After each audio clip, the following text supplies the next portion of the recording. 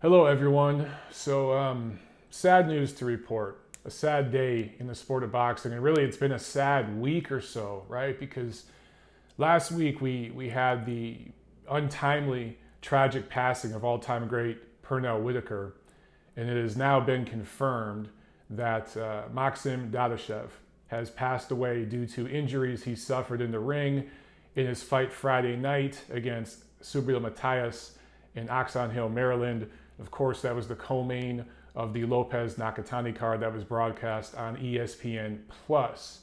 It was on the app ESPN Plus, which millions of subscribers have. It wasn't on the network, but the ESPN network has been covering the story, right? It's been on SportsCenter. They've continued to give updates. And my good friend Steve Kim, who is an ESPN reporter, he's been the lead on that story, and he was just on the network recently talking over the phone on a segment on ESPN, confirming that indeed Maxim Dadashev has passed away. Friday night, he fought Subriel Matias, who is an undefeated Puerto Rican fighter. Dadashev came into the ring undefeated for that fight as well. And right away, it was pretty apparent the size difference, right? Matias, bigger guy, punching down at Dadashev. And it was competitive early, but from the middle rounds on into the late rounds, it was a pretty one-sided beatdown kind of a fight. And I can't remember the exact punch numbers, but I remember seeing all that stuff. And Matias landed, I believe, more than twice the amount of punches, especially power punches, that Dadashev landed. And it took a toll, obviously, right? So through the second half of that fight, it became increasingly one-sided. And finally, trainer Buddy McGirt did the right thing and pulled the plug after the 11th round and said, we're not coming out for a final and 12th round.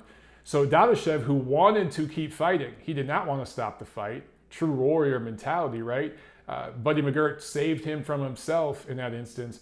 But Dadashev hung around in the ring until after all the announcements were made, and the results of the fight were announced to the crowd and everything, and for TV and all that.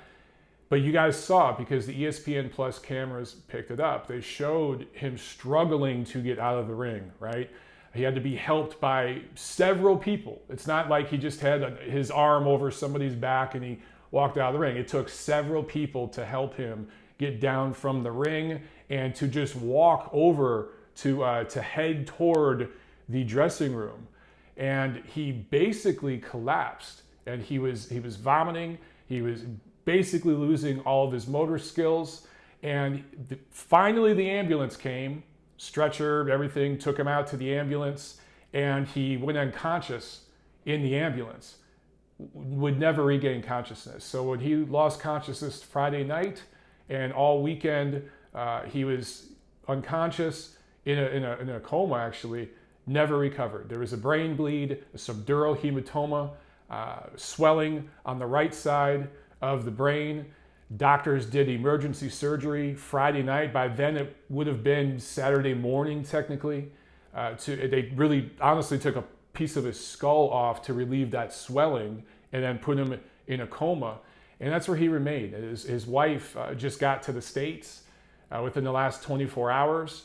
And pretty much around the time she got here is the time that Dadashev passed away. So obviously, we'll learn more and more about this, right? And it's going to be looked into more and more, because Timothy Bradley on that ESPN Plus broadcast, he had a rant that he kind of went on at the end of the night about how Dadashev should have immediately been taken to the hospital.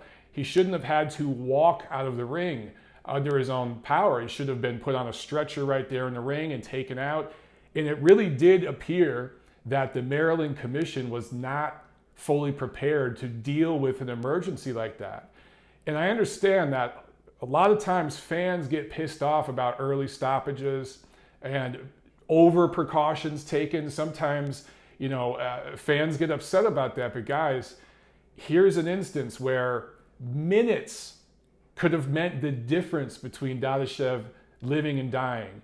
I've talked to several commission people and medical people about this sort of thing. We all saw what happened with Magomed Abdusalamov back in New York. This goes back several years. We saw what happened with Adonis Stevenson last year. And we've seen plenty of other instances like this, right? with fighters who have died or suffered life-altering injuries. I mean, it's beyond career-ending injuries. It's literally life-changing, life-altering injuries, if not death, from what happens here in the ring with these brain bleeds. And a lot of times, according to the experts, it's a timing issue. The time from when you suffer that brain bleed to when you first start getting medical care and you get that surgery where they relieve the pressure, the swelling, and everything else, that determines, that is very, very, it's a determining factor, a major determining factor, whether you live or die and just how much brain damage you might take. So people are going to be looking back and counting the minutes here, especially the Dadashev family, I'm sure. But also, you know, the folks in the media who were there that night, I'm sure Steve Kim is making calls right now and talking to folks. Dadashev's team, they're going to be looking at the minutes from when that fight ended to when he got in the ambulance, and from the ambulance ride to the hospital. All those things are going to be looked at very, very closely under a microscope, because maybe if he gets out of that arena 5 minutes earlier, he lives. Maybe if he gets out of there 20 minutes earlier, he lives. We can't know for sure. But every single minute in that situation is huge. It's massive.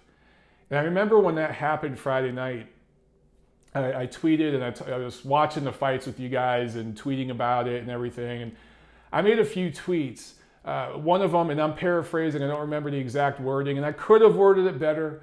But one thing I said is that boxing, which is a martial art, it's a sport, but it's a martial art, fight sport, whatever term you want to use, it is the most brutal martial art. It is the most brutal sport. And some people took offense to that, particularly some MMA fans. No way, man, Muay Thai, you know, we get kicked in the head. And I'm not talking about the visuals of it. I'm not talking about the ways you can get hit or hurt in a fight. I'm talking about the long-term brain damage. We have reams of data that suggest and show, and there have been studies recently that show, that the repeated head trauma is what causes the long-term health effects. You see this with some of the NFL football players, right? But they get injury timeouts.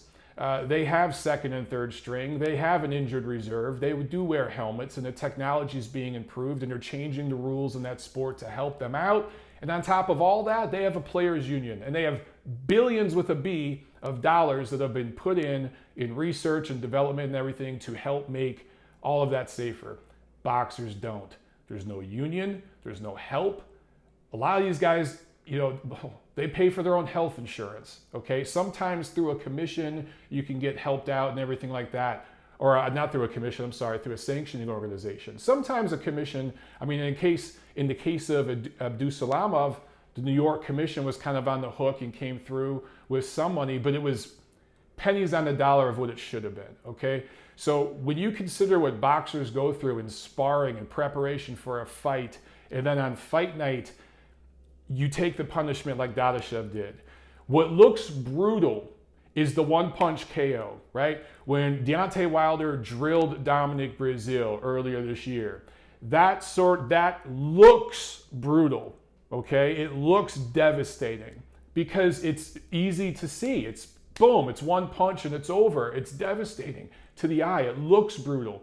But what's much more brutal is what happened to Dadashev against Matthias, because he's in the ring against the guy that doesn't quite have the one-punch power to get him out of there. And Dadashev proved that he had a hell of a chin, and he proved that he had a hell of a heart in that fight, because he kept coming when many other fighters would have said, no mas, that's it, okay? I can't win, that's it. We've seen that plenty of times.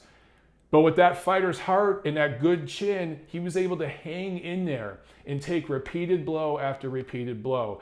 And when you combine that with years and years and years of sparring and training, and what he did in the amateurs, this was only his 14th professional fight, but this guy had a pretty good amateur career, right? I'm looking here, 2008 World Junior Championships, silver medalist.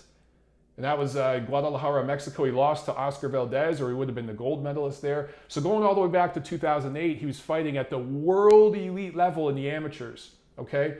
All the way through 2013 where he won the Russian national championships. Oh, actually, silver medalist, 2013 Russian national championship. So this guy had all these amateur fights, all the training and sparring and preparation for those fights, and then the damage he was taking in his professional fights. Guys, it's cutting weight. You're literally dehydrating your brain. And sometimes some guys, their body absorbs water after the weigh-in better than other guys, and they're able to rehydrate more effectively. It all comes down to how you prepare, how you live in between fights. All of these things are a factor. But when you put all that together with taking repeated blows to the head, in the case of Matthias Dadashev, where Dadashev again was able to hang around and absorb 300, 350 plus punches from a strong, bigger guy punching down at him, that is way more brutal and way more brutal to your health, your overall health, than a one-punch knockout or a kick to the head, or maybe in a MMA or Muay Thai fight or something like that, an arm bar where your arm is getting snapped or your shoulder is getting ripped out of the socket, or in kickboxing where a guy kicks the other guy's shin and his shin snaps in half. That looks devastating. It's brutal to see. It's visually brutal. But what's much more devastating to your health is taking repeated blows to the head. And no other martial artists take repeated blows to the head more than boxers. And I don't say this as if it's some kind of ranking system or a dick swinging competition. I say this because boxers deserve more respect and credit than they get in the mainstream sports media for a multitude of reasons, but that is probably the greatest one. And from fans too, guys, never call a fighter, any fighter, regardless of martial art, but including boxers, never call them a bum. Never call a fighter a bum. I don't care if the record is 1-100. Don't call him a bum. Seeing what just happened to Dadashev, okay, puts all that in perspective. These guys do not deserve to be called a bum. And never give a fighter shit for demanding more money or going for the money. Turning down fight X for fight Z because there's more money involved, especially if it's a fighter that's taken short money their entire career and always gotten the short end of the stick. And finally, they're in a position of some power politically where they can go for the money. A case like Gennady Golovkin right now. Don't give guys shit for going for the money. They're putting their lives on the line. You don't have to buy the pay-per-view. You don't have to buy tickets to the fight. Hell, even if it's on free TV, you don't have to watch it. If these guys want to go for the money, it's not the same thing as an NBA player or a Major League Baseball player going for the money. It's completely different. And what happened to Maksim Dadashev this week just shows that. So anyway, no more ranting.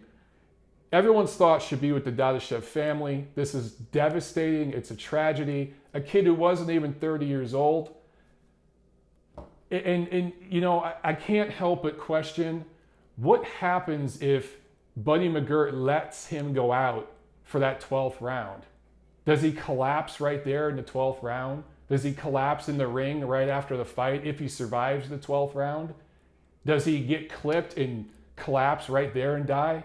That's generally not how brain bleed injuries work. I get that. But what would have happened if he comes out for the 12th round? Buddy McGirt absolutely did the right thing by stopping the fight when he did, but that's not enough. The commissions, the medical staffs involved here have to do a better job. We can always do better. It's always easy to look back and be Monday morning quarterback or whatever and criticize people. And I understand that this is a crazy circumstance, but these commissions have to be better prepared. For what it's worth, I think the California State Athletic Commission and the Nevada State Athletic Commission do the best prep work for scenarios like this of any commissions in the world. Not just America, but the world. Because I've gone and I've shadowed those commissions. I've been in the bowels of stadiums hours before the fights even start and seen what they do to prepare. And they are the most prepared. These other commissions need to catch up. So anyway, guys, thoughts with the Dadashev family. Incredibly tragic, sad situation, and the most brutal of sports. What more can I say?